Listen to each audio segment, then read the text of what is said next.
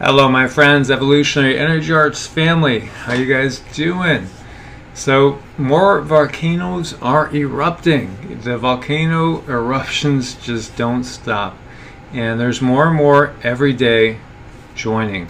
So we have Fernandina volcano erupting and lava flow reaching the ocean in the Galapagos Islands. And the Galapagos are just an incredibly awe-inspiring, beautiful place off the coast of Ecuador. Is this ancient Lemuria? Perhaps. It's beautiful, just a gorgeous area. And so Fernandina volcano is erupting right now, and it's part of the it's a shield volcano, and it's part of the Galapagos volcanic arpeggio. And we're seeing this all over. We're seeing this in so many different locations, and many very knowledgeable sources have told me that the ones that are going to be really effective at cooling off the planet are the ones that are close to the equatorial regions. And this is what we have. And it's not just this one particular island, as we've been seeing. There's so many volcanoes going off right now. Winter is going to get so much colder so quick. Next year is going to make last year seem like nothing in comparison. And so we have another new one going off here. We also have a Beko volcano going off as well. And this one over here is actually off the coast of Russia, just north of Japan, as we could see right here. And we have signs of stirring going on over in Alaska as well. So we're going to see basically volcanoes going off all throughout the Ring of Fire. And then we're going to start to see some of the other ancient volcanoes that haven't been that active, say over in Italy and over in the Mediterranean, waking up as well. And perhaps this is saving us from these 6s and 7s and 8s as far as the actual earthquakes go. But the volcanoes are going to contribute to the rapid global cooling that is starting to get to be seriously obvious. Yes, many areas are still having intense heat. It's been normal down here now the last week or so. Temperatures in the low 90s. But in so many areas, it's still very abnormally cool. As I'm talking to people in Ohio, I'm talking to people in Minnesota, I'm talking to people up through the Dakotas and over into Washington and Maine, and not just in the United States, but just in the whole northern tier. Lots of cool temperatures, lots of abnormally cool temperatures. And we're seeing it in Alaska with a lot of snowfall, as well as Canada, as far as the snowfall goes. And that is really disrupting the crops, and it's going to affect our food supply. There's just no doubt about this. This is part of what's coming. And we saw the strong eruption at Sakurajima as well that happened yesterday, and a big eruption. So Sakurajima, along with what happened down in down in Central America as well with Guatemala. I mean, those are eruptions that in and of themselves can definitely cool the planet to a degree. And that's what's happening, and we have them coming off in all sorts of different areas. This is just June. We are now, as I'm doing this, into June 17th. Wait till August comes. It's only going to increase, my friends. So make your plans. And actually, even though we're just putting our feet into summer, get ready for winter. Prepare for winter. Think about all the things we've been talking about. Food, water, all the basics. I don't feel personally, and perhaps it's just where I'm located, I've actually felt less worried down here lately than I have in the past. And perhaps it's because the dangers that we're facing are kind of changing as we go. And one of the dangers that we're really facing is going to be the cold temperatures and the lack of food. And you want to be somewhere where you could actually grow food, as well as somewhere where it's not going to be so cold that if you were not able to keep yourself warm with a fire, with a cord of wood that's sitting in the backyard right now, with propane perhaps, because think again in terms of when the grid goes down and you have no electric supply to you, what are you going to do? Well, if you're in somewhere that's warmer, at least you're going to not freeze to death. So that is something to keep in mind. Of course, when we lose the grid, we're not going to be able to communicate, and that's going to be very disconcerting for some, and it will be for me too.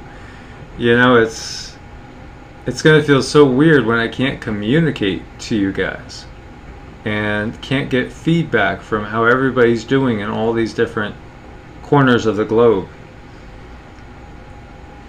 And I will reach out to you in other ways. And that's part of the going within and developing your own intuitive abilities.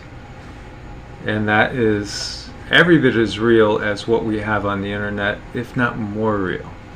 And that's where our future lies. It's in developing our abilities to communicate without the internet, without cell phones, without any technology, because it's inbuilt in us. And it's something that has been taken from us in many ways and respects. And we will regain these abilities, and we're going to go past where we were in the past. So not only are we going to regain, but we're going to go beyond that. And I so encourage you guys, please do check out my videos that I have put up on meditation, on Qigong. I'll put some more up. We're going to do some more as well. But they really can help you so much. If you have any sort of chronic pain, learn Qigong, learn meditation. We could really overcome so many basic things, and we will all grow much more intuitive together as these energies, these cosmic energies, penetrate into the earth and into us. We're getting bombarded with neutrinos all the time. Energetic particles are just flowing right through our bodies every second as we speak, as we think, every single moment. And realize we're all going to get tied closer together. We're all going to become much more aware of each other in every way, shape, and form, because the age that we're going into is the age that we've been in before the fall of the Tower of Babel. Think about that again. Look, the world is united and they are as one. And they are building a tower up to the heavens. Who knows what they can do? Come, let us go down there and scatter them all over the face of the earth, and let us confuse their languages. So, perhaps the confusing of the languages was our losing our ability to basically read each other's thoughts. As well as the fact that perhaps we had one common mother tongue. But the Taoist legends talk about a time when man was as the gods themselves. We had all the abilities that the gods did. And so the gods inhibited our abilities by placing blockages in between our chakras and cutting us off from the higher realms. And perhaps those gods are the same beings that are guiding the Illuminati and the Cabal today. The same draconian, reptilian forms of life that rule this planet right now. But you know what? Their hold is falling apart, and they cannot control it. They cannot keep it. They are losing us as we are coming online. Our DNA is awakening. Our abilities are increasing. We are regaining things that they kept from us for millennia. And we're going to grow above and beyond where they can go. So in one sense, bring on the earth changes. Bring on the solar flash. Bring on the event. Perhaps you guys have heard of the event. It's going to be that which throws all the technology we have into the junk heap.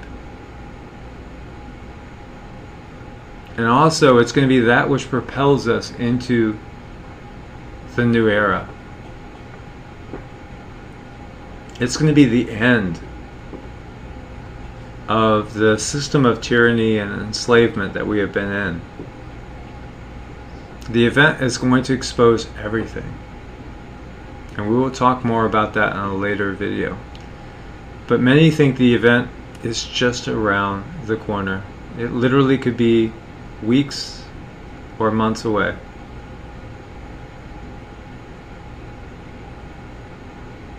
It's going to send the world back into what appears to be the Stone Age. But it's going to also awaken dormant and latent abilities in you and me.